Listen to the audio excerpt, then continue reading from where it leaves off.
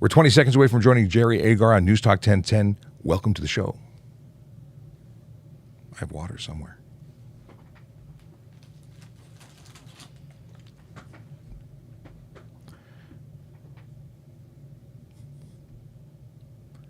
Oh, yes, invert.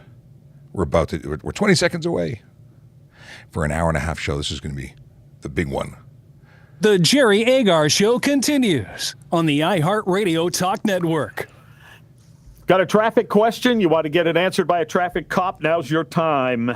Traffic Safety Programs, Traffic Operations has a program on TikTok at Traffic Services, and the host of that particular program is PC Sean Shapiro. And every once in a while, we tap into the TikTok broadcast and share the time. Sean Shapiro, good morning. What's going on, Jerry? You are. So let's start with this question. Mike Kaycook noticed that he's going to join me on Party for 2.5 hours, and he sent it along. Is it illegal for a driver to speed up when you're trying to pass them? So speed up to specifically block you from passing? Actually, that's stunt driving. It would fall into the stunt driving laws, and you would be able or they would be charged for that and lose their license for 30 days and their vehicle for 14. Obviously, it depends on the observations made by the officer, but yeah, it's not legal. All right, so Robert from Mississauga is a very self-satisfied individual, and I say that because he calls a truck driver a name when he has no need to do that. So I'm going to edit, but what he said is, sir, I sped up when a dump truck tried to pass me on Trafalgar Road. Stone chips, no thanks. So is that a legitimate reason? Is it legit to avoid getting stone chips? No. First of all, you can't go beyond the speed limit ever. That's not lawful. But blocking a truck, you put other people at risk. If they're passing you, you're doing something that's not safe. But you're better off to slow down or get out of the way if you're really concerned about stone chips. But stone chips don't give you the right to create a dangerous situation. All right. You know, I had it this morning, actually. I came in on my bike, and I turned north on Spadina. And just as you cross Front Street on Spadina going north, there's construction going on there, and it splits the lanes, and we all have to do some lane changing. And the vehicle next to me on my left was not going that fast. And so I decided, well, I'll see if I can pull ahead, and then therefore I can then get around this traffic obstruction. I was on my motorcycle. As soon as I started to do that, he sped up. So I finally just thought, fine. Like, so this is not going to change my day. I slowed down and let him go, and then I pulled in behind him. It's amazing how much, how personally people take traffic management. And it's funny, I recently spoke to a friend of mine about managing emotions when driving. It's a really important thing. People take everything very, very personally. 416-872-1010, 416-872-1010. If you have a question for Sean Shapiro, 877-518-5151, toll free, 877-518-5151. And you can text us at 71010. We'll get into some TikTok questions as well. Somebody writes, if you have stone chips falling off a dump truck, that's an insecure load, and that dump truck needs to be off the road. Well, that's another issue, but is that person right? Well, a stone falling from a truck is one thing. Usually, it's being kicked up by tires. If it's falling out of the top, you're right; it's insecure. They don't have the tarp over it, or they're overfilled, and there's issues there. But it still doesn't give you the right to make a dangerous maneuver. Create space, slow down, but don't do dangerous things. Here is Aaron from Mississauga. Hi, Sean. How you doing? Good. What's happening? Okay, my question is that about the HOV lane. I noticed that every time I'm on this lane, I have people, non-emergency vehicles, tailgating me. I'm just following the speed limit. I got my car on cruise control. I got two people in the car. And then I have people tailgating me, flashing the light, honking the horn for me to move away. What do I do in this case? I thought it's not a passing lane. Well, even if it was a passing lane, if you're doing the speed limit, you're doing the right thing. Speeding or passing is not something you need to do if you're in that lane. It is for you to be in, because generally an HOV lane is going to be moving faster than the traffic to the right. Now, someone tailgating you and flashing their lights to get you out of the way, they need to pack their patience and slow down, because they're not entitled to go faster. So I'm okay to set my car at 100 cruise, and I can just cruise on that, right? Well, yeah, you're not allowed to speed, so you shouldn't be speeding. You should not be going anything above the posted speed limit. Although I've heard of people suggesting that it is, what is it called? It's unnecessary slow driving to do the speed limit. It's preposterous. That's just a notion, not a thing. All right, Aaron, thanks for your call. Thank you, guys. Yeah. I get why people get in the HOV lane and they think I want to go 130, and so everybody in front of me should go 130. But that's not a right that they have, and they can flash their lights all they want. Well, that's it, and it could escalate into something else, and that's not good. But ultimately, the issue is with the person who's trying to break the law by speeding and trying to bully you into getting out of the way. We have a lot of inappropriate driving behavior on the roads, and You think? yeah, it's out of control. It really is something well beyond what's okay. I don't get it. All right, here is John from Brooklyn. John? Yeah, hi. Every day on the traffic reports, is there called car stalled right-hand lane? Probably because of either A, the gas, or they just got a poorly maintained car. Thousands are being held up. Are these people fined? There's no fine for having a vehicle that happens to fail. We can't. If there's a vehicle that's on the road that's unsafe to be on the road, that's a different story. They could be held responsible. More often than not, these vehicles are simply towed away and not investigated. But running out of gas is poor planning, but not an offense under the Highway Traffic Act that I'm aware of. Oh, okay. Thank you very much. Thank you. Here is Dave. Dave, go ahead. Hi. I'd like to ask the officer if he realizes that every car on the 407 and pretty much every car on the 401 as well, when it's not traffic congested, is going about 120. Is everybody breaking the law, or is that something that's... No, they're absolutely breaking the law. It's not permitted at all. Now, is the focus on every vehicle that's going over the speed limit? It isn't, and it would be we are incapable of stopping absolutely everybody. So what we tend to do is look for the vehicles that are going over over that. It doesn't make what they're doing okay. It is illegal, and they can be charged, and they are at times charged. One officer can only stop one vehicle at a time because they're basically busy, and at that point they're not monitoring speed. But we can only stop what we stop. And we hope that through education and discussion about this, we get people to slow down, because you increase your odds of being involved in a collision. For every 5 kilometers over the speed limit, you increase your odds of collision by 2 times.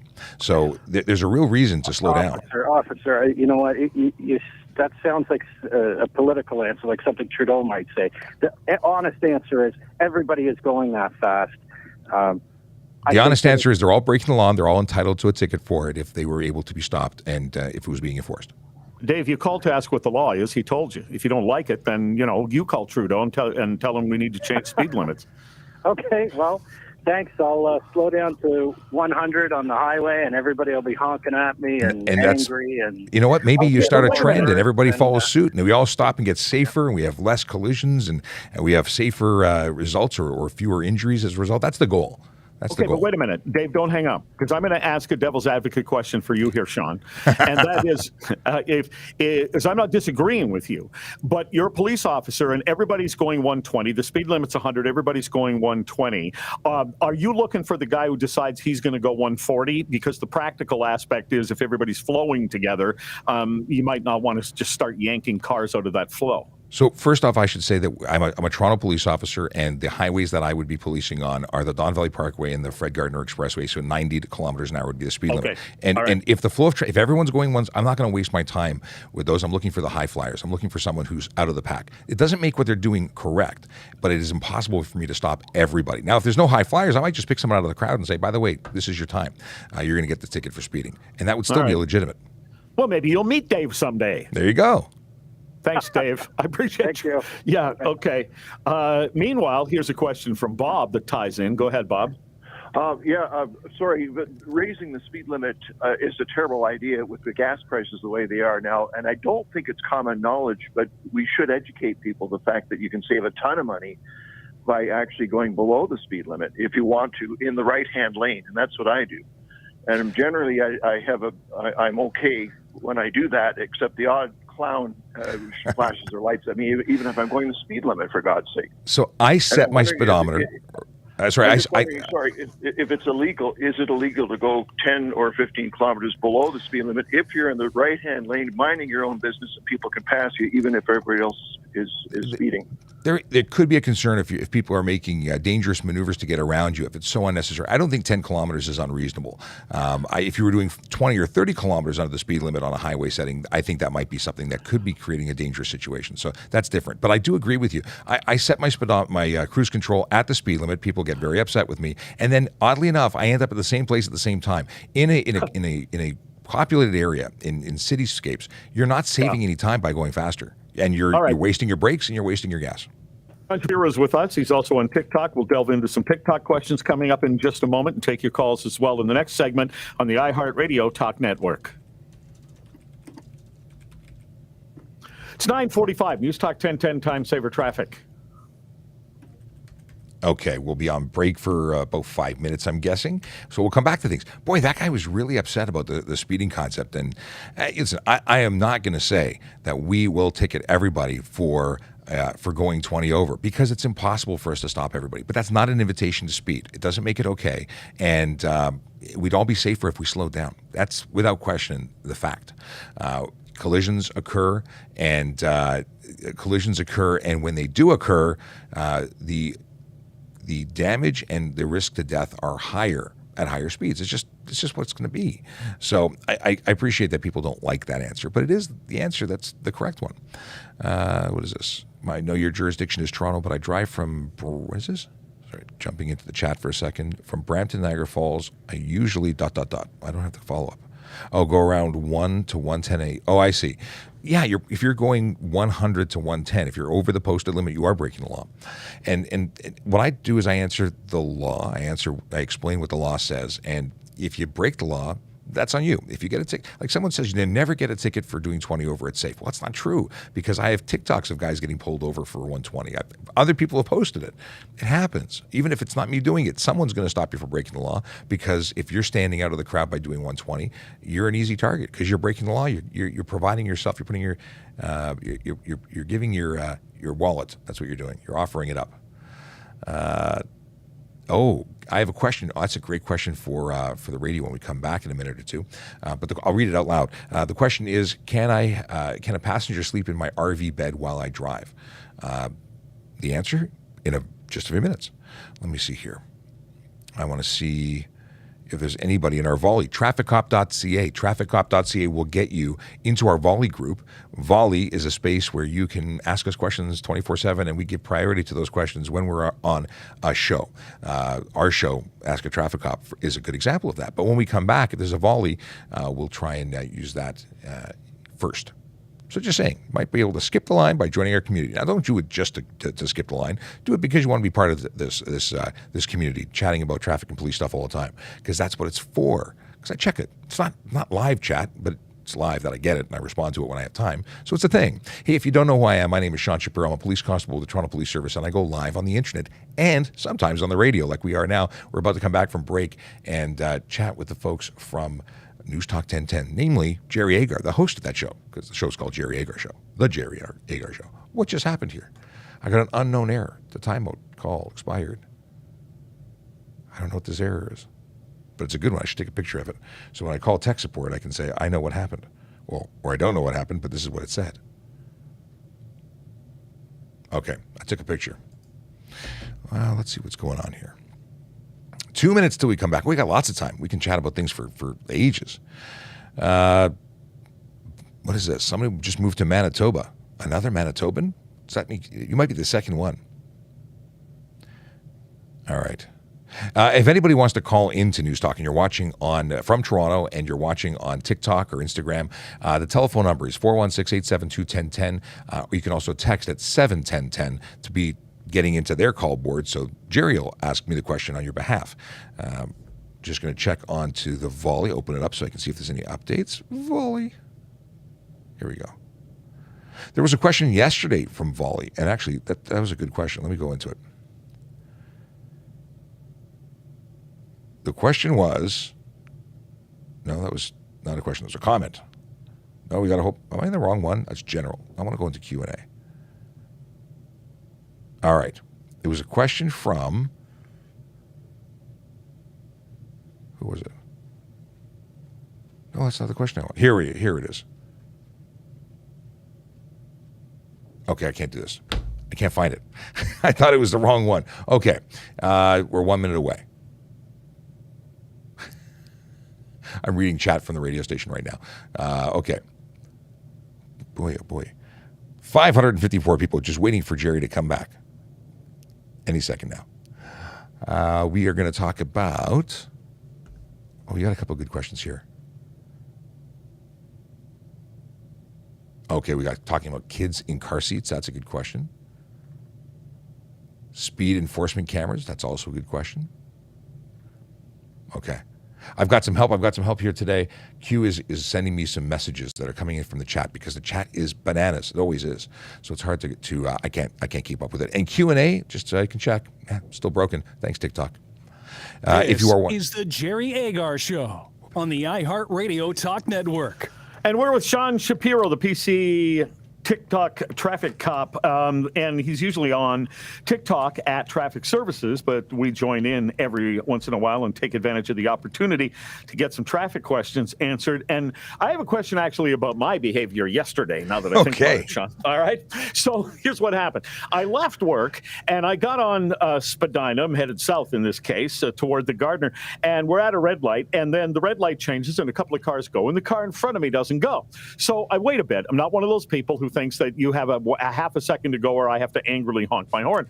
But I thought, I don't think this person's paying attention. So I just went beep with my horn, and I got the little wave, and the person went on.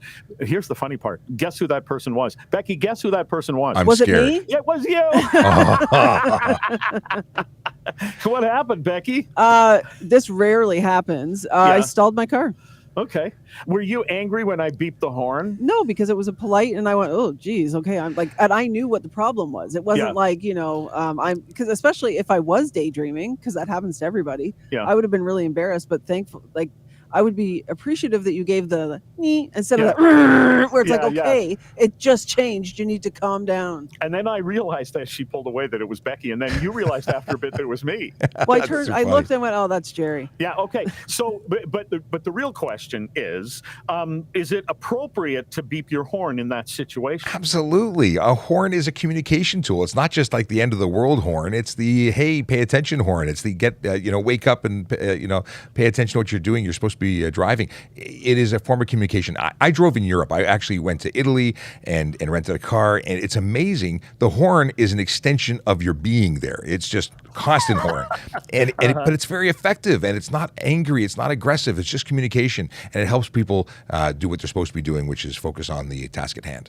Yeah, sometimes it is angry people, and you can tell, Sure. and that's too much. Now, what are people asking you about on TikTok? Well, I had a great question that I don't think has ever been asked before, and it is, can I have someone sleep in my RV while I drive?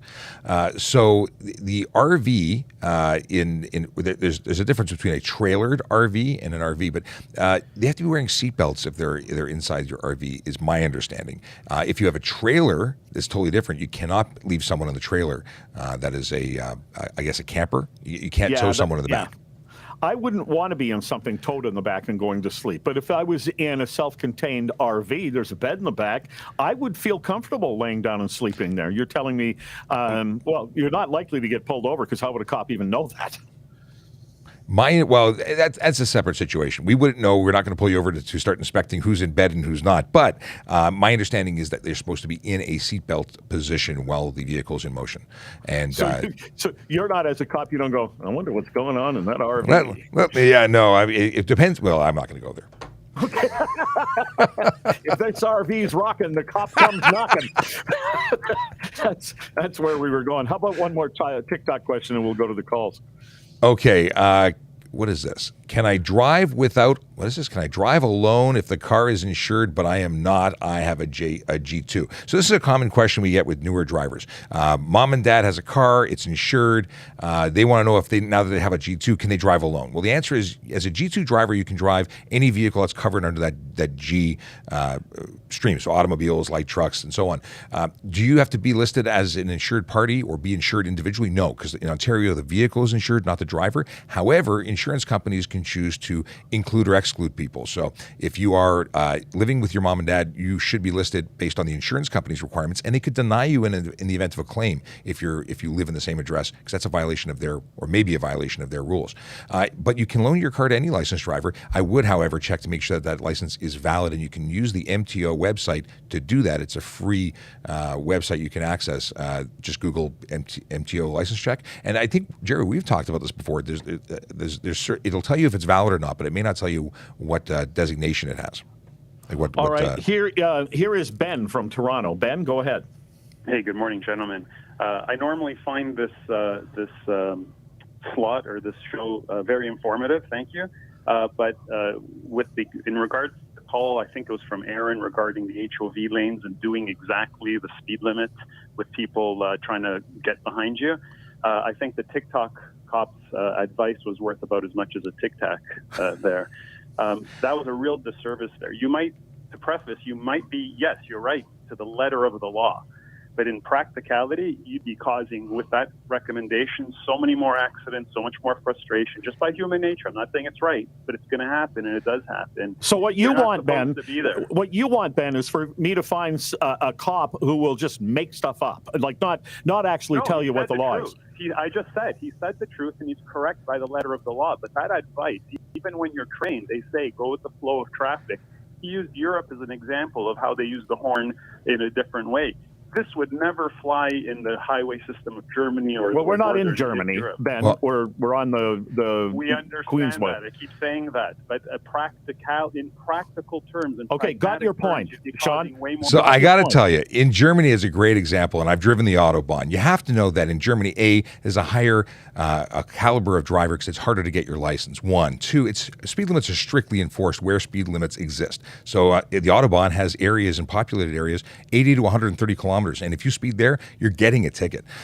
So this whole concept of bully driving, where you get behind someone and honk the horn and push them out, trying to force them or bully them out of the way, that would not be tolerated there. You can't be an aggressive driver. And what you're suggesting is that we should just speed because we don't want to offend people. Well, there are people who are breaking the law that deserve to be offended. They need to slow down because speeding kills. That's it. You know what? If I'm on the HOV lane and I can get to at least 100, I'm happy because, by the time you get to that Ford plant, if you're headed down to Niagara, you're down to about 20. I'm as happy if I can go 100. Here's Rob from Cambridge.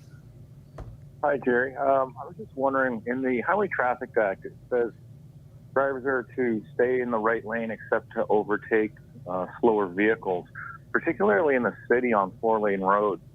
This is where you'll get 2 cars just driving along at the same speed, and that invariably starts to back up traffic and tempers start to flare. Why is that law never enforced?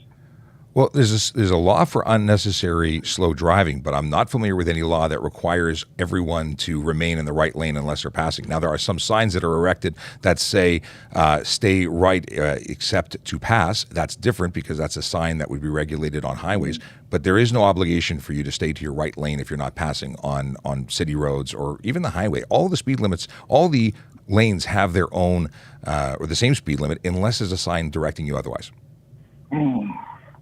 Okay. Well, and then he hung up. Okay. Here's Maggie. Hi. Hi. Hi. If I am on the highway and I see somebody speeding and I go behind that person and speed along with him behind him, is it true that they only pull over the first person? There is no hard and fast rule. You could be the first person, the second person. Some say they pick the first because they win the prize. Sometimes multiple vehicles will pull over or be pulled over together. There is no safe space to speed. It's not legal. Okay, thank you. All right. So she was trying to draft on the, on the racing technique on the edge of the Indy here. Oh, have you ever done a situation where you pulled over 2 cars at the same time? Absolutely. Yeah. Not necessarily for speed, but I have pulled over multiple vehicles for offenses. All right. Sean Shapiro is the TikTok traffic cop, or at least that's what I call him. He's actually PC Sean Shapiro. He's on @Traffic Services on TikTok on a regular basis and joins us from time to time. We'll do it again. Always great. Thanks very much. My pleasure. Talk to you soon. All right. Coming up, it's Party for Two and Mike K. Cook I get to shut it down. Boy, there were some unhappy people today, and that's okay. I'm not here to make people happy. I'm here to give people the info they need to be safe on the road, or at very least to make informed decisions. If you're going to break the law, that's on you. At least you know what the law is when you choose to make the decision to make the roads unsafe with your behavior. I know, not popular speak, but it is what it is. And yeah, not cool. HOV lanes. People seem to think it's for going fast. It's not. HOV lanes are to allow you to get through traffic often when the other traffic isn't moving at all. So you have a safe place to travel when people are, in bumper-to-bumper traffic. That's that incentive. That's what it's for, not for being in the far left lane, zipping past at high speed. You know what? I'm glad that I disrupted a few people's days, because maybe they're going to rethink things. Maybe not. Can we use a bright light in the rear to annoy high beam drivers? No, that would be illegal. You can't project light other than red or amber to the rear. Using that would be specifically a new kind of bad idea. But it's interesting. I've never heard anyone say that. I've seen people put signs in the rear window that light up, like back off, and you hit a button, or someone gets the bird because a hand on a hinge flips up when you hit the button. This was popular. The It Store. Does anyone remember the It Store? That's what was. That is what I remember seeing available for sale at the It Store. That's all, apparently I'm old. Mr. Green Jeans. Does anybody remember Mr. Green Jeans? Is that still a thing? I think it was the Mr. Green Jeans store that had all sorts of weird and wacky things. And if you can basically shop there while you were waiting for your table at Mr. Green Jeans, which was, by the way, at the Eaton Center. And they had magic soup. It was broccoli cheddar soup, and I think that's where I developed my love for broccoli cheddar soup. Austinator says, "Hey, buddy," coming in from Facebook. How you doing? Stephen Bell with a hey. It was hi. How are you today? I'm doing very well, Stephen. I upset someone on Jerry's show, but I'm doing all right. Tracy Bell says, "Good morning, Sean, from beautiful Lakeside Stony Creek." Well, that sounds awesome. A lake would be cool. My house was not cool today. My air conditioning was being repaired today, but it was like unreasonably hot in my house today. Yeah. So I say Spadina, and does anyone know what the actual pronunciation is? I mean, I know Q does, and I know too, but I still stick with Spadina because that's the common way to refer to it, even though it's not correct. Spadina. Spadina is the actual name. It's a surname. And Spadina. Is that going to mess you up now? From now on, you're going to drive around going, I'm going to drive on Spadina? Yeah, just call it Spadina. Everybody else on the planet will know what you're talking about. Okay. Greetings and salutations from Michaela Draconis coming in from YouTube. And yeah. This has been an awesome morning, and it's just starting because this is the regular time, the 10 o'clock time, when we get to do our regular show now that Jerry Agar and the gang have hopped off. But let's talk about the fact that Vision Zero enforcement team on this wonderful... Oh, what's going on here? Did it not populate? We had an error. There is an error. I need an alarm for errors. Okay, hang on a second. Let me pull up the stats because I need to let everybody know where the Vision Zero enforcement team is, because I was going to tell you where they were yesterday, and that's no good. Stand by. I need to press the home button and go to the appropriate website. But these are important things.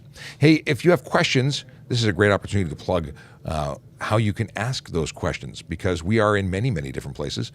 We are currently on Instagram Live, and you can use the Q&A feature because, lo and behold, Instagram doesn't get everything right, but they certainly have Q&A functioning for moi. Instagram is... it's a place. I don't spend as much time as I spend on TikTok there, but it works. Their Q&A works. TikTok, your Q&A is broken, at least for this account and for Aaron's, but I can't explain it. I have to do a video asking other creators if they're having the same issue, because on my VoiceOver Cop account, Q&A works. I don't get it. Does Q&A work for you when you go live? If you're watching this and you have Q&A or you do lives, I'd really like to know. And like I said, I'm going to have to do a video to specifically call them out and ask the question, because this is negatively impacting the viewing experience for our viewers. So thus, it is important to me. Okay. Today being the 20th, all day, the Division Zero enforcement team were in 14 Division and 55 Division. Yeah. We're gonna tell you about the neighborhoods of where that is in just a second, because you know what I'm going to do? I have a list of them. Okay, we said 14. TPS. We're going to do it. TPS. boy, this is smooth. And VZ. Okay. All right. Hey, and I've got an answer. So 14th Division is the neighborhoods of Christie, Ossington, Annex, and Little Italy. It sounds so polished when it's actually on the screen, and I'm reading it. But you know what? I can't list all the, I don't remember all of the different divisions and all the neighborhoods that go with it. One day I will, but I'm not there yet. Okay, I got to click back. Now, the other division I said was 55 Division. Well, we know we're 55. Everyone knows 55 Division. Okay, but I don't know all the neighborhoods, because neighborhoods are this little tidbit of information that if you live there, you know it's the beaches, right? 55 is the beaches, but it's also Riverdale and Danforth and East York. And if you're in those communities, they're out there helping you by changing driver behavior, one ticket at a time. Oh, yeah.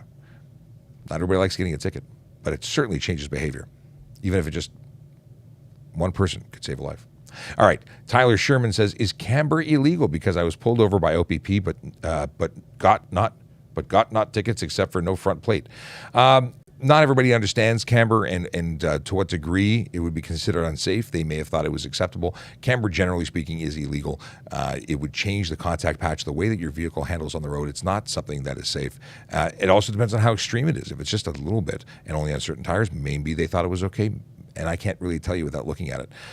Generally speaking, camber is not legal. Okay.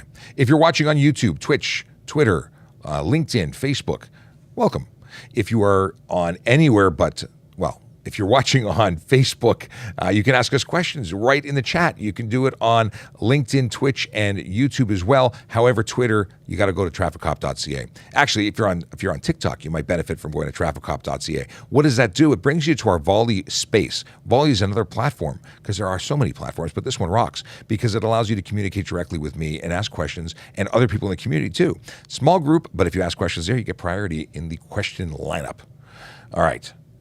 We've got Sabu. Is it Sabu? Am I pronouncing that right? Can you see my writing? I'm on Facebook. I do see you. I see your writing. I see you. If you have questions, please throw them in there.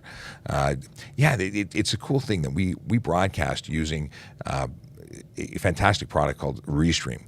And they allow us to hit go on one camera, that camera right there, and simultaneously go to YouTube, Twitch, LinkedIn, Facebook, and Twitter. And actually, there's other platforms that we don't use because they're gaming platforms, like only gaming platforms, or they're outside of the area that we're trying to talk to. But we're right now broadcasting on 8 different platforms just through Restream. So very cool stuff.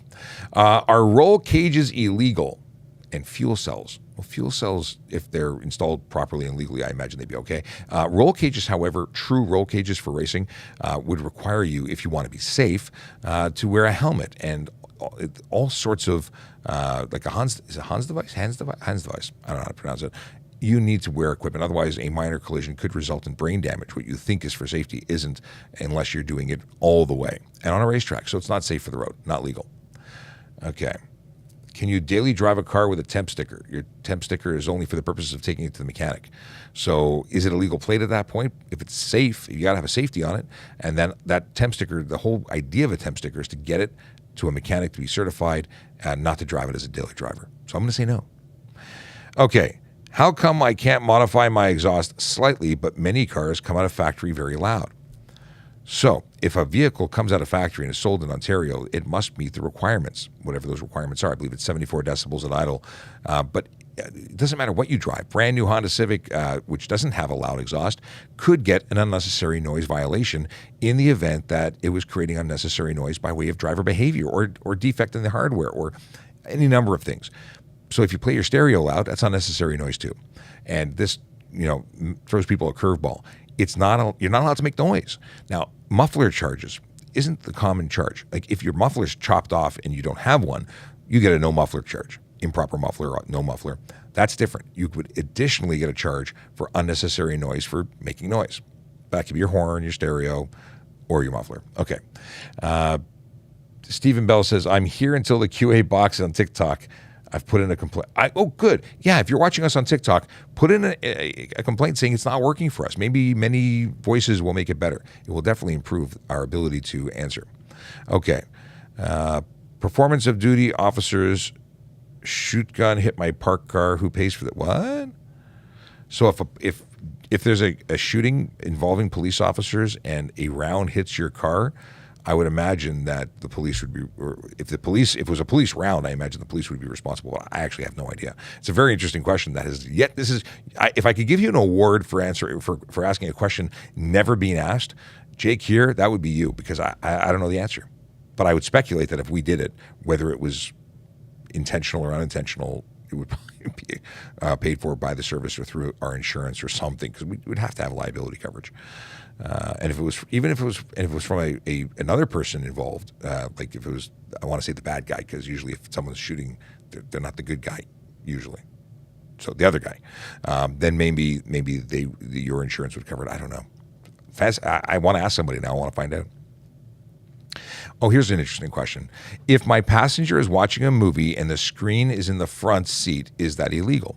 So there's a charge for distracted driving in Ontario, and there's 3 sections. There's one that talks about specifically you using your handheld communication device, you as the driver using your handheld entertainment device. And finally, there is one that says screen visible to driver. So if that movie is playing on the front and you can clearly see it whether you're looking at it or not, that's a charge. So it's still distracted driving, $615, 3 demerit points, and 3 days suspension on conviction. Cool. All right. I was wondering if you knew what is this? Tyler Sherman wants to know the exact. So there's no Camber charge. It would be unsafe vehicle.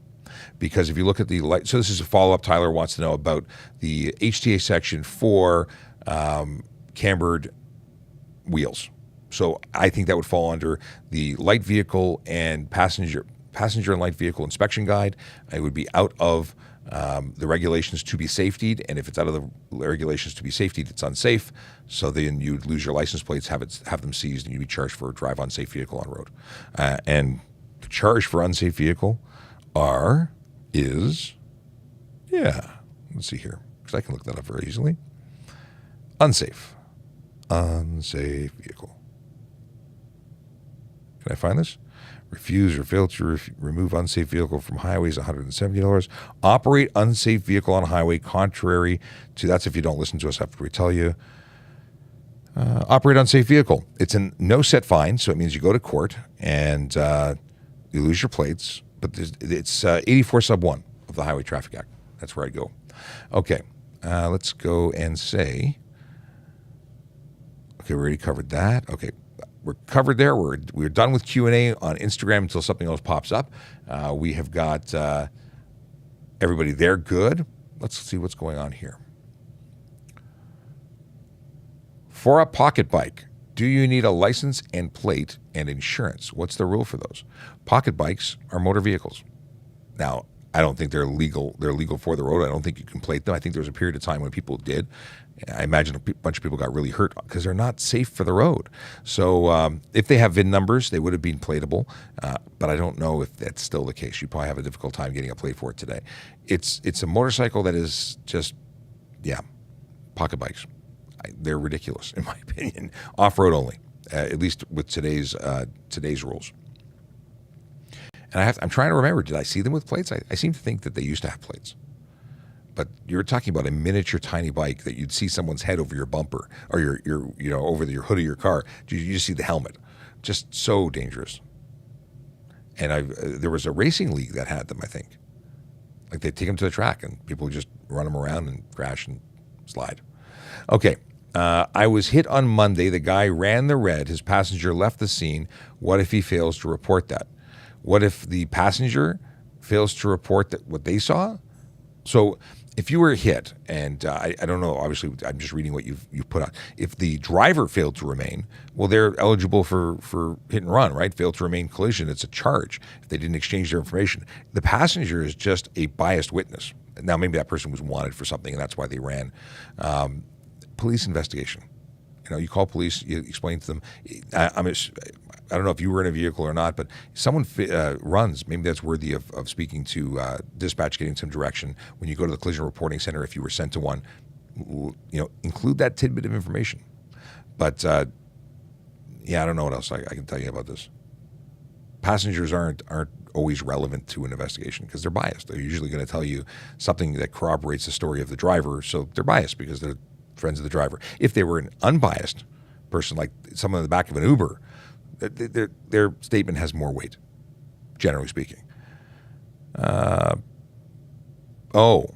Peter, did I miss your original question or did I not get it? Oh, okay. I think I didn't see the first part.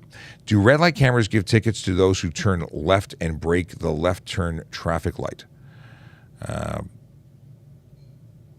I'm not sure if it went through. Do red light cameras give tickets to those who turn left and break the left turn arrow? So red light cameras are for people who go through a red light. So if it's green and they're not supposed to go through the green, where if there's a no turn sign, I don't believe that those cameras cover that. It's specifically traveling past a stop bar at speed, failing to stop. That's it. That's my understanding. If you make a right turn, because you're allowed to make a right turn on red, requires you to stop prior to making that right turn. If you do that, you don't get a ticket. But if you just make the right turn without stopping, that would go. But left turn, when you're talking about that left turn arrow advanced, no, I don't think it would. But I could be wrong. I don't believe it would give you a ticket for those. But you know what? Every municipality sets things differently. I don't even think we have red light cameras where we have an advanced. But I'm guessing here. All right. I take my cars to the track, but the cars are kind of loud. Should I flatbed them instead of driving them to the track to avoid tickets? If your vehicle is a track car and not a road car, then it shouldn't be even plated. Like if your vehicles are not set up to be legal on the road, they shouldn't be on the road. You shouldn't have license plates on them. They're race cars. That's it. If you drive them and you get tickets, then you know why you're getting tickets, because it all depends on how loud. Like loud, a brand new Lamborghini 12-cylinder is going to be louder than a 4-cylinder, tiny little commuter car. That doesn't mean it's unreasonable. If you wind that stock Lamborghini up, that's going to make unreasonable noise because you're revving it up to red line. Everything, there's behavior, there's equipment and or lack of equipment, and then there is defect. And those are three separate things. You can have a perfectly legal vehicle that makes too much noise based on driver behavior, and that's really what I'm trying to get at. All right, talked about that. Is it legal for motorcycles and bicycles to drive in between traffic? No, that's called lane splitting. It's illegal, careless driving, or even stunt driving, depending on the situation. We talked about that. What about underglow under trucks? So if the truck isn't raised, like here's the problem. There's no underglow law. There's no law that says you cannot have or you must not have underglow because X, Y, and Z. There are rules like improper headlights. And people say, well, that's not underglow. I have headlights in the front, underglow's underneath. Right, but if I can see the bulb from the front, you're projecting light forward, thus you would fall into the space of the forward-facing headlight. And you can't have more than 4, and you can't project lights in certain colors in the front. So you're looking at problems in other areas. That's where I'm going with this. So if you have a high truck, more likely that the bulbs are going to be visible in other directions, I would avoid underglow. That's what I'm saying. Okay. Are you allowed to tint your license plate? You can't modify your license plate at all, nor can you put a cover on it, being clear or color. Can't tint it, can't modify it, can't obstruct it, can't prevent it from being legible in any way, shape, or form. Can't cover it even with a license plate frame. The ones that come from your dealership, totally illegal. I don't think they want to pay the ticket for you, though. I would take it off. When a dealer puts their plastic plate on, not only do I find it awkward that I'm driving around with advertising for them on a vehicle that I own and pay for, that's only one side of things. You want to know where I bought it? Ask me. I don't need to advertise for you. Secondly, it's against the law, and you can get a $110 ticket for having that license plate frame. Now, we are not pulling over every vehicle we see that has that license plate frame. Not happening. But you got to know you could be getting a ticket, and you might get it. I've given it. Today, I've got a very, I'm slowing down today. Today's a slow day. I have one burnt out headlight. Will I get in trouble? Under the Highway Traffic Act in Ontario, you must have 2 headlights to the front, 1 taillight to the rear that is active and working. So if you have a burnt out headlight, you can get a ticket for having improper headlights, and that's $110. And there's no, it's just burnt out. No, technically you're violating it. Now, obviously, it's required at night, half an hour before sundown, half an hour after sun up. You don't have to have lights on during the day, so you can't get that charge during the day. If it burns out during the day, this is where you're checking your stuff, doing circle checks, really important, because maybe you don't drive at night for a month. I don't know what your schedule is. You don't notice it. and then you drive around one night and you get a ticket. It'll happen. Now, do people always get convicted of that? No. Sometimes they'll take a ticket to court and say, here, proof that I fixed it. That's up to the judge. That's up to the Crown if they want to proceed. But the charge is valid because at the time you were stopped, you had the violation. You had one headlight only. Okay, if a G2 lost their license for speeding for 30 days, how do they know when it's back and okay? Well, you lose your license. You don't have it on you. Until you have your license in your pocket, you can't use your license because it was suspended. So you would have to go and to reapply, get it reinstated because that license is no longer valid. At that point, when you get your license reinstated, they're going to charge you a reinstatement fee. I think it's $250 or something to that effect. So you don't just willy-nilly decide 30 days are up, I'm good to go. No, you go to the ministry and you get your license reinstated. Otherwise, you're driving without a license. Okay, my car was bought from a Nissan dealership as a used car. A safety was done on the car without a muffler at the dealership. How would I go about fixing that? Well, first of all, if you think that they should not have said, well, is a muffler even part of safety? That's an emissions requirement. Yeah, I talked to your dealership and find out why your vehicle is missing a muffler. That's a big question because they should have sold you something that was legal. And if it was sold in Ontario, selling it without a muffler is a problem. Go talk to them. Maybe they'll put it on for you. Okay. If you hit a deer and your windows get broken and car is pretty banged up, can you still drive it? If it's the windshield, no.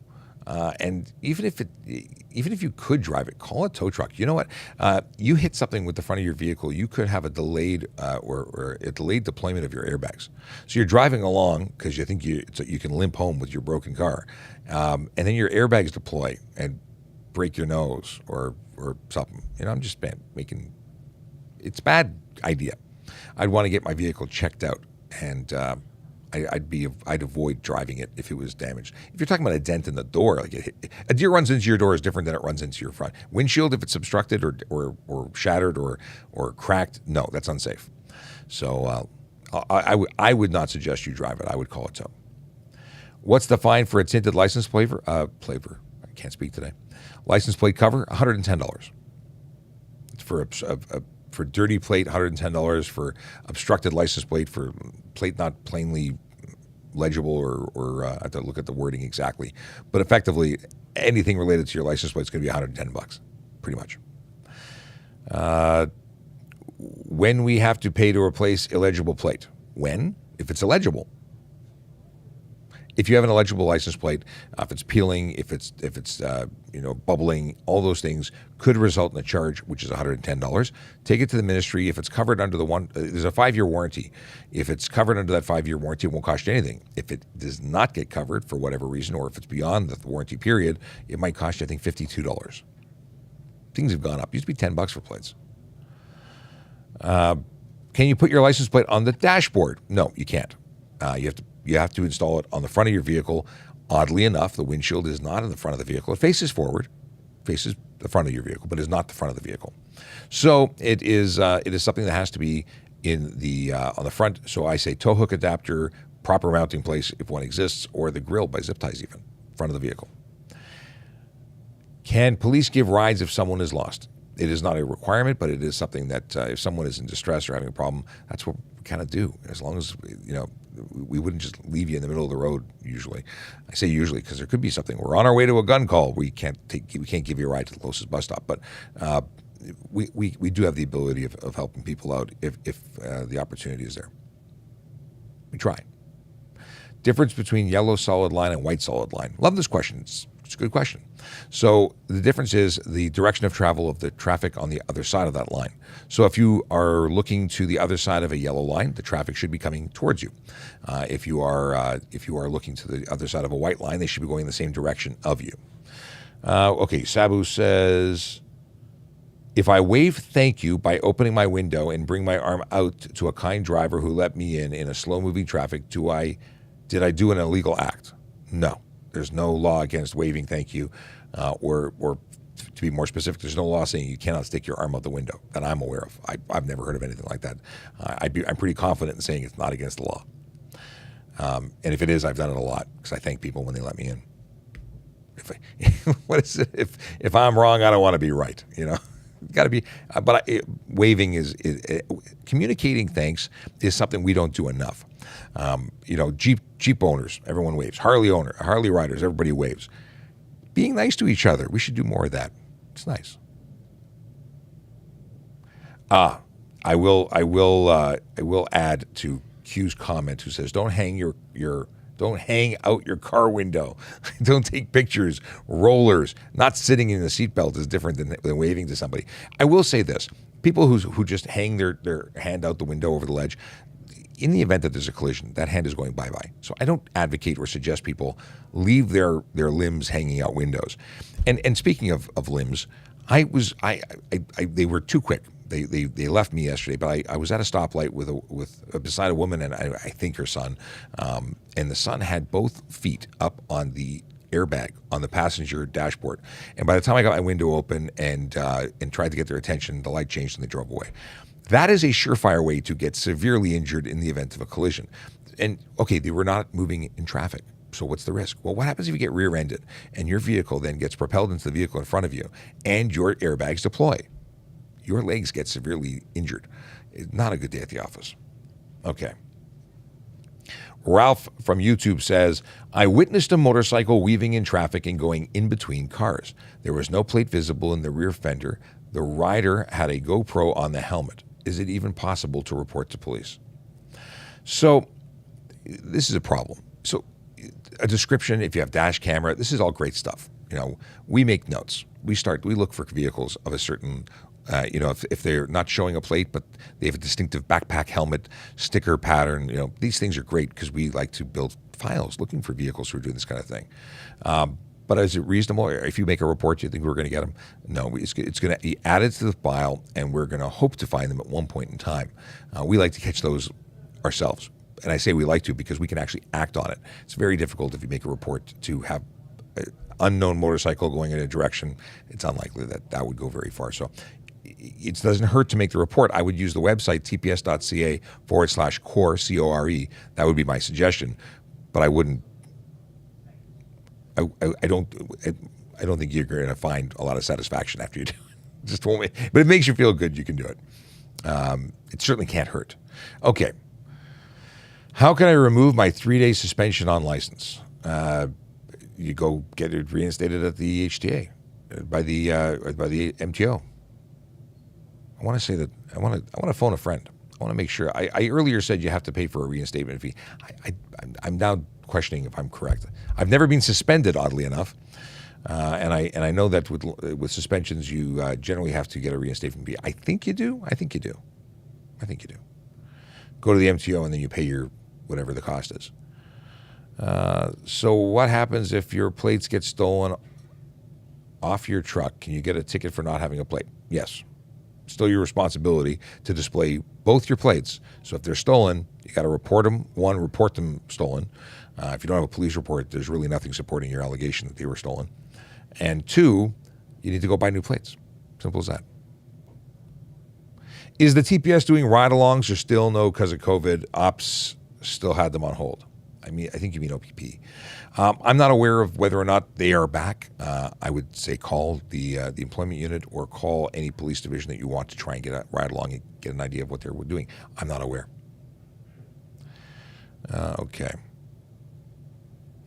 This is a common question. Is it illegal to drive with a hitch when not towing anything? I am not aware of any law that would prevent you from doing that, other than if the hitch is somehow obstructing your license plate from being read. That's the only thing. Okay. And Sergeant Campbell often discusses the fact that if you were to damage your vehicle due to a collision, then because the hitch was there, it transferred energy to your frame, bending the frame that had not been for that hitch. So there's a possibility your insurance might be unhappy with it. But I'm not aware of any law that you'd be breaking. I saw a motorcycle with no license plates. What's the deal with that? Well, oddly enough, it could be an e-bike. I say e-bike very loosely because there are electric motorcycles that have pedals and people call them e-bikes, and I think it's a farce. Chances are that's a motorcycle that simply has a limiter on it and is being sold that shouldn't be sold. But anyway, I digress. If it's truly a motorcycle, gas-powered and all, it needs to have a license plate. If it doesn't, that person is choosing to hide their identity because they're probably going to do something that's not legal. Just saying. If sometimes they bend them up and you can't see it, but it's there. Either way, it's still illegal. If it is in fact one of those e-bikes, know that there are regulations about e-bikes. They cannot be capable of traveling more than 32 kilometers an hour on a flat surface, and they cannot have a motor that is more than 500 watts. So I met someone at the Honda Indy over the last weekend. Nice guy. We're shooting the poop and about stuff and things, because I do that. We're talking about laws and motorcycles, and he's carrying a helmet. He says, "You should see my e-bike. I got a really cool e-bike." And he pulls up a picture of an e-bike that has a flame paint job, and it looks like a race motorcycle. Like, it looks like a sport bike. I'm like, "That's an e-bike?" He says, "Yeah." I said, "How fast does it go?" 32 kilometers an hour. I know the law. There's a governor on it, and I have the governor there. Cool. How big's the motor? 2,000 watts. So I told him it's illegal. That instantly becomes a motorcycle. It's no longer covered under the legislation because the legislation is very specific. So I found that he says, "I'm going back. I just bought it. I'm going to go back and return it. I'm going to go talk to them. They lied to me. They told me it was legal." And they did lie to him if they represented it as a legal e-bike. So know what you're buying before you buy it, because you get the ticket, not the dealership.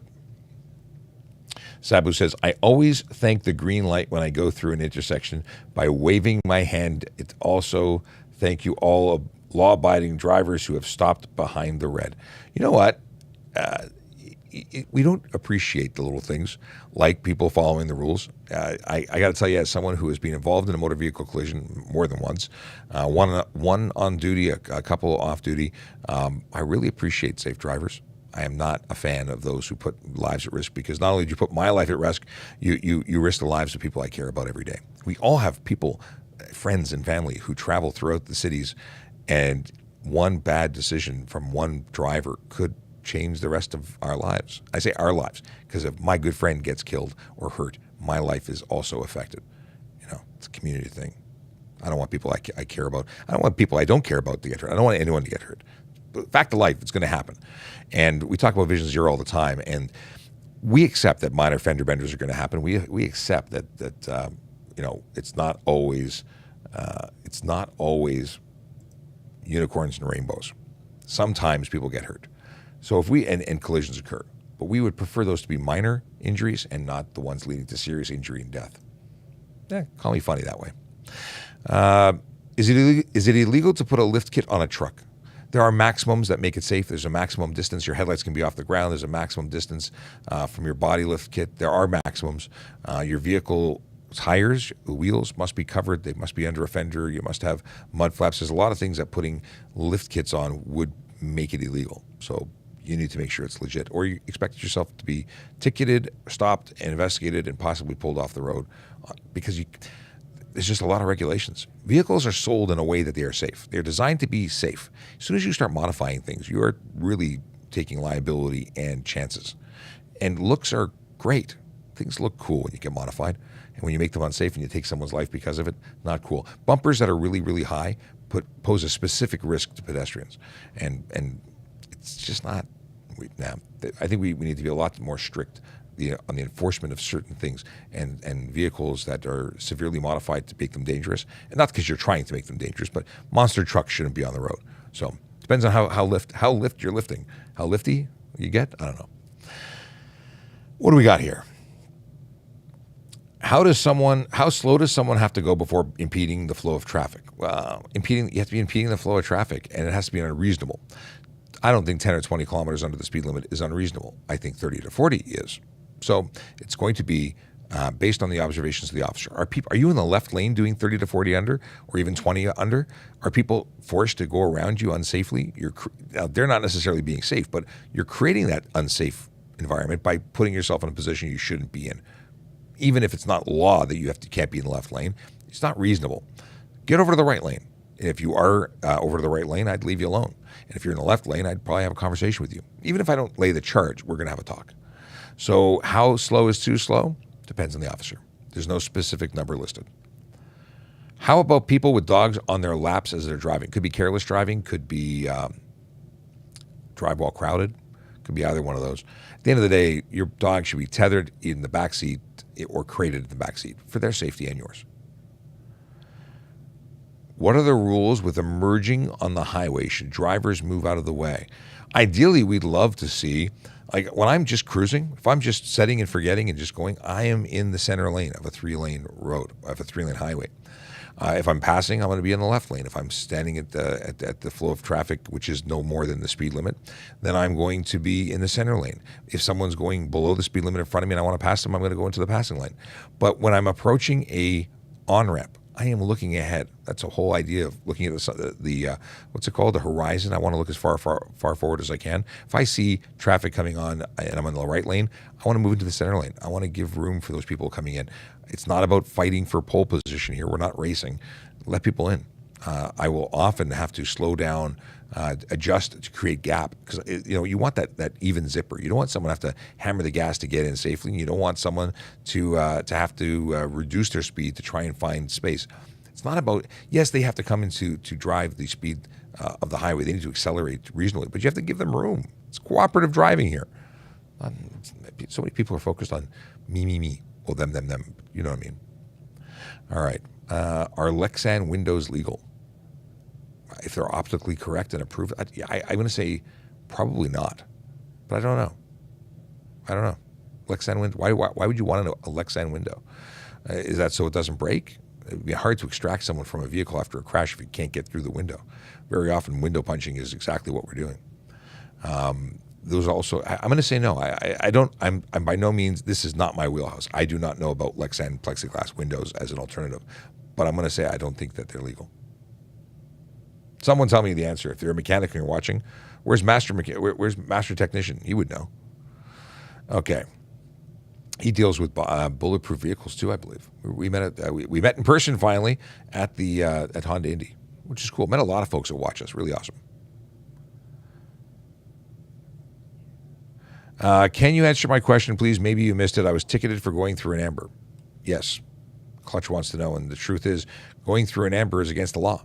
Boom, boom, boom. Hold on. Yes, it's against the law. I haven't pressed a button in a while. Going through an amber is the same as going through a red light. The only time you can go through an amber if it would be unsafe for you to if it would be unsafe for you to stop, then going through the amber is okay. But amber means stop unless it's unsafe to do so. So, that's the answer. It's a legit ticket. It's the same as going through a red light. This whole concept of hammer down and make it through the amber, totally against the law.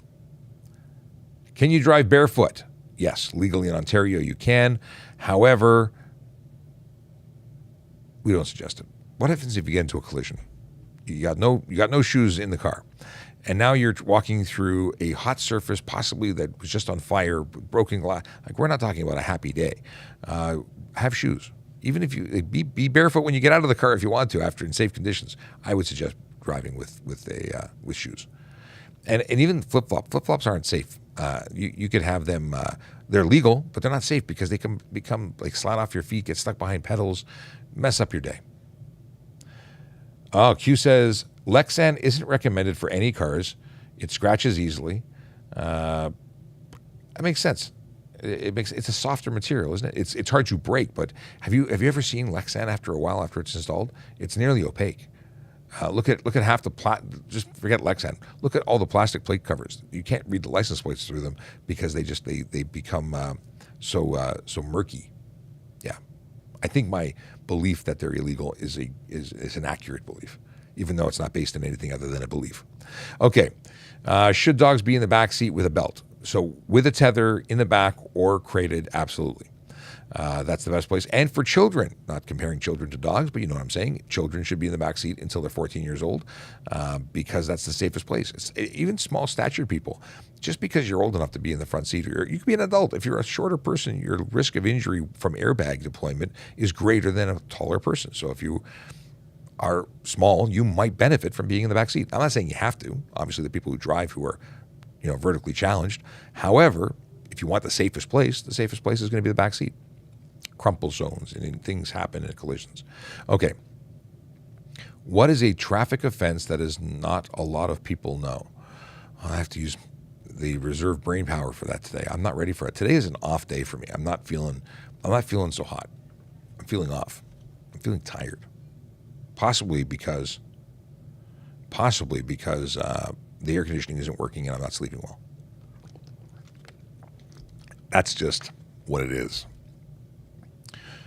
Okay. So yeah, trying to think of, well, a lot of people didn't know it was illegal to have license plate covers. A lot of people didn't know that it was actually legal to wear headphones in Ontario. I'm trying to think of things that people don't realize. A lot of people grew up thinking you couldn't make lane changes within an intersection. It's not advisable, but it's not illegal. So I'm kind of going, I don't know where to go with this. I can't think of anything.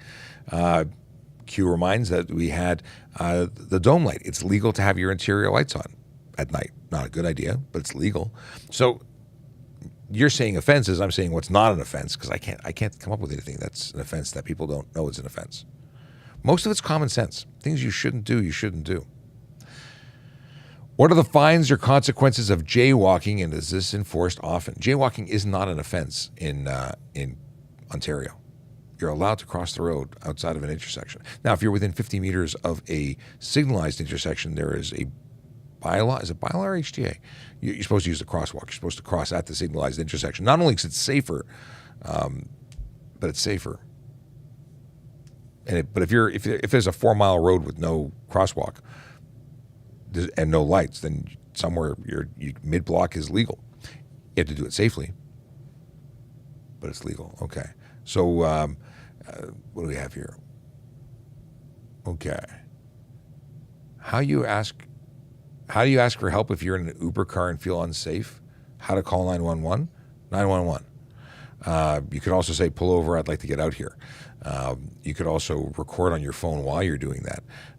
You could call 911 and say that you are in a particular location and, start with asking to get out of the car. That's a good place. Stop here. I've changed my mind. I'm going somewhere else. I've used Uber like once, and it was because they gave a $10 coupon. I was in Ottawa at a police memorial, and I wanted to try it out. I don't use Uber, so I don't really have a good solution. But I do know people who we could ask, and we should maybe talk about feeling safe in other people's vehicles, and talk about it with our crime prevention people, maybe with our I got some people we can talk to. Maybe we'll have a podcast episode about it. But I'm trying to think of, I would just nonchalantly say, I think I forgot something. I want to get out here. Pull over. If at that point you have a problem, now you're escalating. It's a 911 call. If they won't let you out of the vehicle, that's a scary concept. I got to think about this.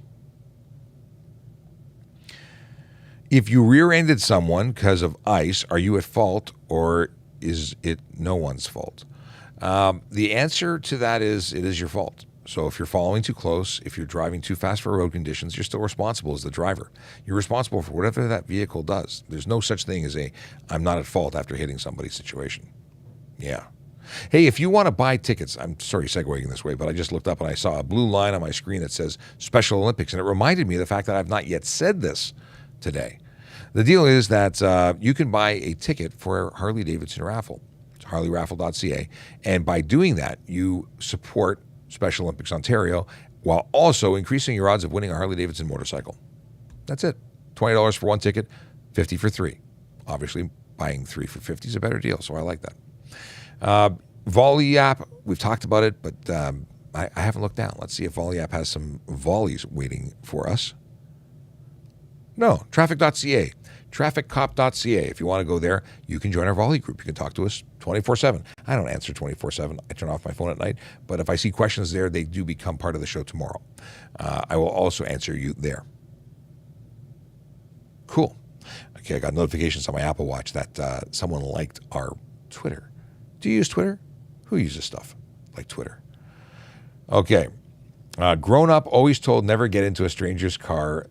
Then along came Uber. It is a unique concept, I think. I obviously it works for a lot of people, but hey, someone joined Volley. Chase has a question. What is this? I gotta open it up to read it. Okay, let's see what Chase has to say. Hey, Sean. So I have a question for all of us as G1 drivers. one of the scenarios I want to use as an example is, for example, I personally have elderly in the car that are that are supervising me, and as a part of that is they can't really walk. So in a plaza or at a shopping This is not Chase, but this is a question that came up yesterday that I wanted to address. center, am I allowed to drop them off at a designated drop-off section to let them go and I could go park, or do I have to be supervised during the parking as well? Because as I said, they're elderly and they cannot really. That's actually Michael's question. It was from yesterday. I meant to talk about it earlier. Sorry, Michael. Okay, so the answer is, on private property, a driver's license is not enforceable. So if you're a G1 driver on private property, I can't write you a ticket for not being supervised. Private property. Now, is it a good idea for you to drive unsupervised while you move the vehicle after dropping your elderly parents or grandparents or whomever they are, your supervising drivers at the door and then driving to a parking spot? No, because you're also not insured when you're alone. Your coverage is going to be when you are being supervised. So I'm not suggesting that. What I am going to suggest is if they're elderly and have difficulty walking, that they apply for an accessibility permit. If you have an accessible permit, or if they have it, I should say, you'd be entitled to park the vehicle, even though they're supervising you, in an accessible spot. And then you could make a shorter trip to the door. That's the way to do it safely. Now, you cannot use an accessible permit after the person who is named on the permit gets out of the vehicle. This happens to a lot of people where they say, okay, I'm going to drop you at the door, even if you were licensed and you're not, so I'm not suggesting you drive alone. A lot of people will drive with the accessible permit after dropping the person who's the owner of the permit, and then go drive off and use that would be illegal. You could lose your permit for that. Okay, let's see. We have some questions for parking that we're going to leave for Aaron, and then here's Chase's question. So if you're legally parked, your keys are not in the vehicle, you have no way of starting it, are you allowed to consume or have open alcohol just if you're sitting in the car you want to drink, or is that still driving while impaired or something? So it's a very interesting scenario. People usually talk about can you sleep it off in your car? And there's been a question of if you have the keys, if you don't have the keys. So if you really don't have keys or access, how do you get in the car?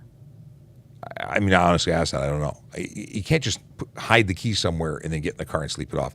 You could be sitting in a situation where you could be arrested for impaired operation because care and control of that vehicle is real. And it hasn't really happened to me where I start searching for keys. Just don't be in a car, and certainly don't have open alcohol or consume alcohol in a car, because that would be, although a different section, that would be liquor license. I think it's Liquor License Act, not because criminal code is for the over 80 and the impaired, and operation, I should say.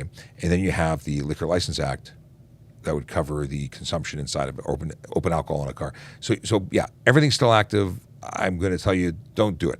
Period. I want to get some clarification. I have our breath coordinator down the hall. Maybe I'll ask him and we'll do a video about it, because there's a ton of videos I want to do. And I apparently have information falling out of one ear as I cram more information in. So I can't remember. I can't remember the details of how it works exactly. And I want to give you the best information possible, so we're going to record a video about it. But yeah, do not consume alcohol in a motor vehicle or conveyance of any kind. A, because you can be charged for that. B, if you are sleeping it off, don't do it. Don't sleep it off in a motor vehicle. Call a cab, go home. Call a company that picks up your car and transports your vehicle home for you while transporting you as well. Those are good ideas. Being inside of your car is a bad idea. One of the biggest problems with people who want to sleep it off is they think in 4 hours that they're good to go. I've arrested people the next day that are still drunk from the night before.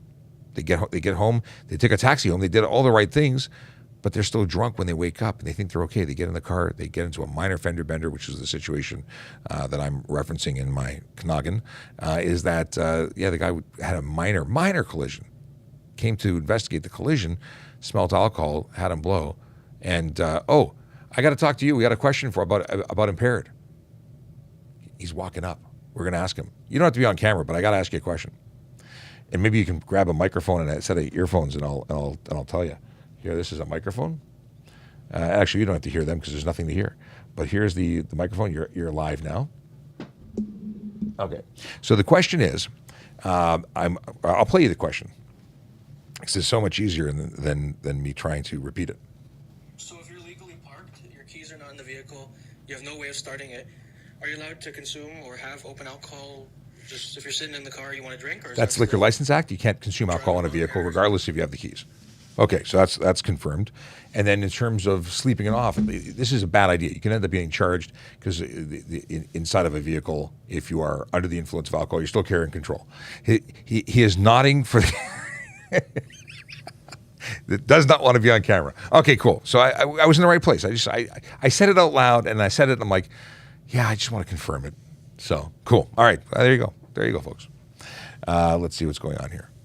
You know, some people don't like being on camera. That was a good example.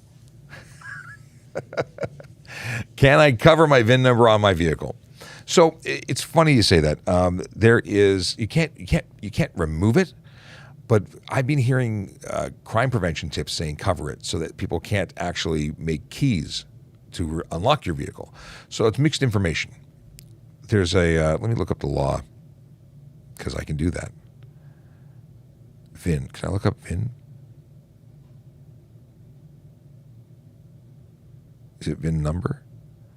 Is it under vehicle identification? I'm doing searches. I don't know what it's vehicle.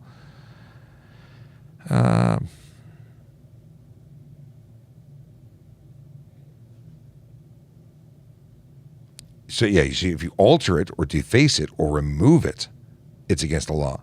Covering it's not against the law. I didn't think it was. Is that a Chase wants to know, is that shirt available at the 808? This is our this is the latest and greatest TSV merch, but it's not available anywhere. This is a member shirt only. This is my alternate kind of, I'm going to a meeting right after the show and it's off-site, so I'm wearing something that is representative of what I do, where I work, but it's not available for sale. Neither are these, but these are cool. Vision Zero Traffic, my water mug.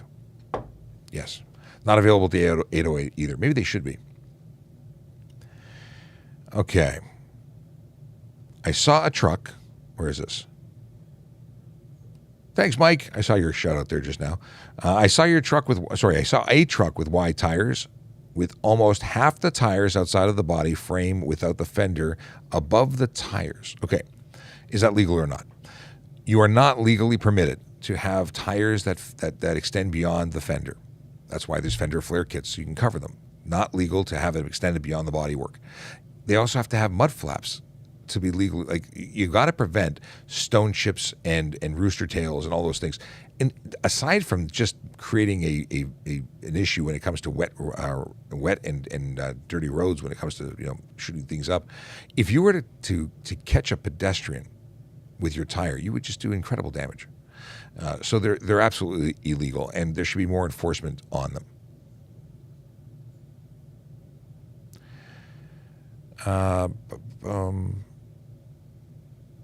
Can you answer? We covered that. Have you ever pulled over an off-duty officer? I'd feel like there'd be an interesting scenario. It's an uncomfortable scenario, isn't it? I've pulled over on-duty police officers that were undercover because I didn't check to see, they don't come back as saying they're police officers. They're literally undercover.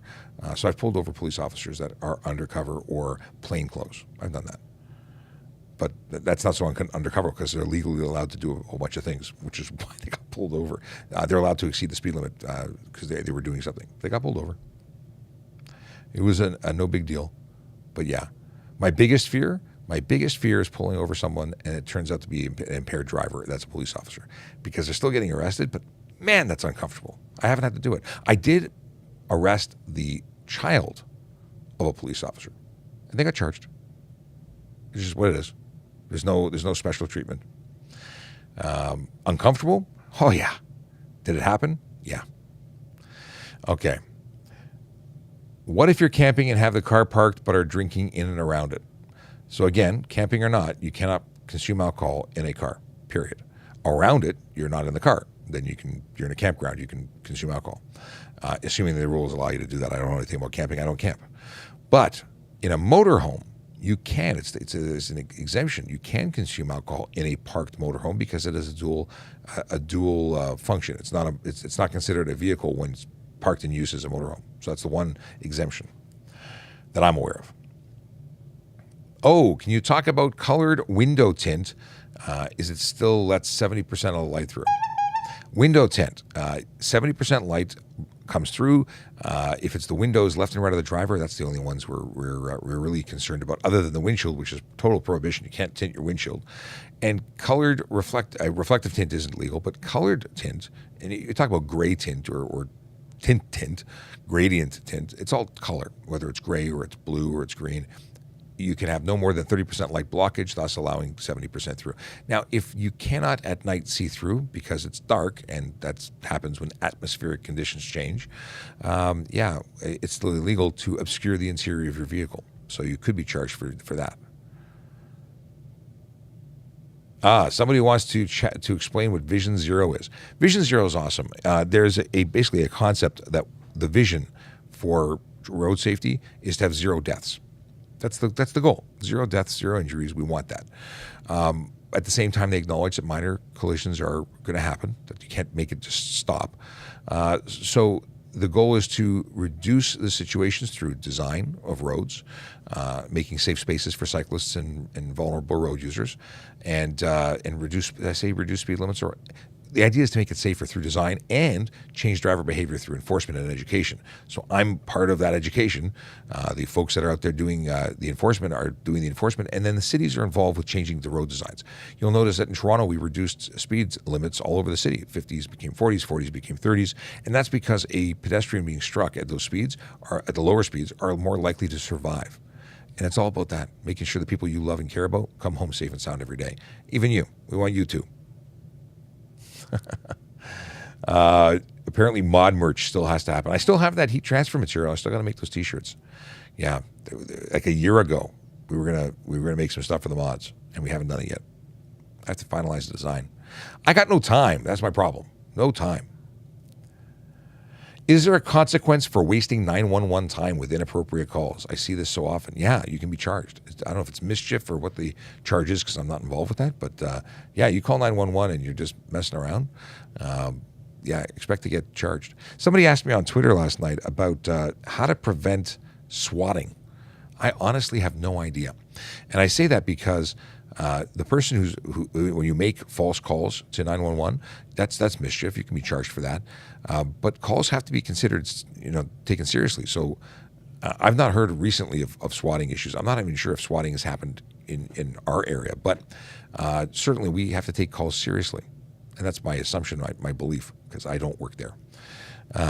Additionally, the people that make those false calls, they get investigated.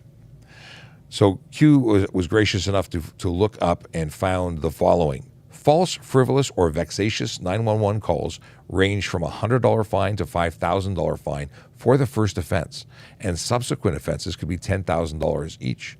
Public mischief in Canada. Interesting. See, things I don't know everything. Never claimed to know everything. I know stuff and things, but not everything. It is 10:56. And that doesn't mean anything. It just means it's 10:56. But at 11 o'clock, I got to go because I got a meeting at 11:30 offsite. Can you flat tow a car using a truck to get it somewhere? Can you flat tow a car using a truck to get it somewhere? It's a tow truck or a race truck or a vehicle that's capable of safely transporting another vehicle? I don't know where you're going with this question. I mean, yeah, that's what tow trucks do. So what are we talking about? I want to know. I don't know what we're talking about. Yeah, today's an off day. I think I'm going to sleep from now until tomorrow, and we'll try this again. A reset. I need a big reset. I think I need food. Can a cop ask me to start my car and give me tickets about my modified car if my car is off and in park? If you're on private, I don't know about on private property. We can compel you to do an inspection. I don't know what the rules are for where you could be. If you're on private property at the time, I think you have to be on the road. That's my understanding. If you're on the road, if you were driving, I think we can, at that point, I know we can compel you to for an inspection. But if you're parked, and it's just parked on private property, I don't know if that meets the grade. So, but if you're just pulled over and you turned it off, and we ask you to turn it back on, or we say honk the horn and do things like that, that's part of an inspection. Yeah. Mm-hmm. Truth. A lot of modified vehicles. Listen, modified vehicles don't make you a bad person. There was a follow-up question. Is it illegal not to have a working horn? Yeah, a working horn is a requirement. You must have it. A lot of people modify their vehicles, take the standard steering wheel out. and suddenly there's no horn on the replacement one, and they haven't wired a switch off to the side, yeah, that's an offense. Your vehicle's unsafe. No horn. What's the offense for no horn?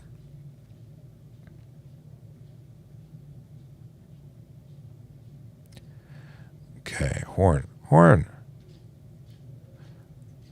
No horn motor vehicle, $110. Every motor vehicle, motor-assisted bicycle, and bicycle shall be equipped with an alarm bell, gong, or horn, which shall be kept in good working order and sounded whenever it is reasonably necessary to notify pedestrians or others of its approach. Interesting. I don't think I've read that section that way. Because are you supposed to gong every time there's a pedestrian? Because you're notifying. That's interesting. Oh, God, I hope people don't start doing that. All right. Let's start the wind down. I'll be back tomorrow. Tomorrow's a big day. Tomorrow we have our regular show from 10 to 11. And then from noon till whenever the interview is over, I'll be going live on, again, but it's for doing a creator spotlight with Restream. Restream is a company that actually does our broadcasting. And they want to talk about what we do with their audience. So we're going to talk about it tomorrow. Anything else to talk about?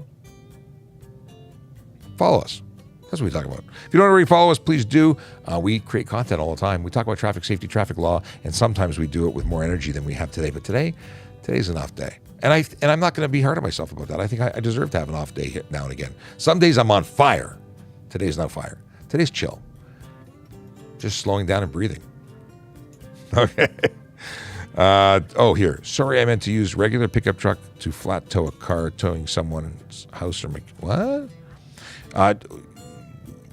Not a tow truck. You're talking about actually just pulling another vehicle? You have to look up what the deal is. I don't know what's required for that. Most of the time you want to have it on a lift of some kind. Anyway, we are out. 10 seconds down. Chief Noah, we'll talk about flat towing cars when I find out the answer to that question. 10, 9, 8. Trafficop.ca. Trafficop.ca. Trafficop.ca. 4. Ask us questions afterwards. Actually, go to trafficop.ca. Put it there. 0.